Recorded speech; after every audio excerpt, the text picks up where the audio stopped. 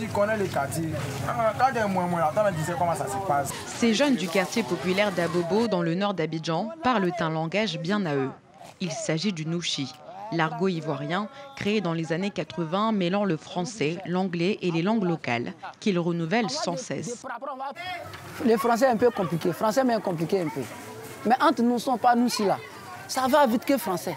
Entre nous, on peut créer les mots. Et puis, on peut dire les paroles. Entre nous, on peut créer les paroles. Et puis, ça prend. Le nouchi est utilisé partout, dans la musique, la publicité et chez les influenceurs. Un engouement qui incite étrangers et touristes à s'y mettre aussi.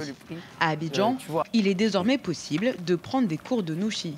Ça s'écrit S-C-I-E-N-S-E, comme science. J'ai plein de nationalités, pas seulement que des Français. Il y a des Belges, des Allemands, des Italiens, des Espagnols qui ont pris des cours avec moi.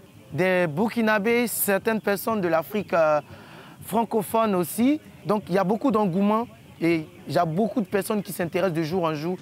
L'Institut français de Côte d'Ivoire, chargé de promouvoir la culture française dans le pays, propose depuis 1 an des programmes en nouchi. Nous reconnaissons le nouchi comme une langue à part entière parce que c'est vrai que pendant longtemps, le français académique, le français qu'on appelle de France, a été pensé et puis ensuite perçu comme supérieur aux autres.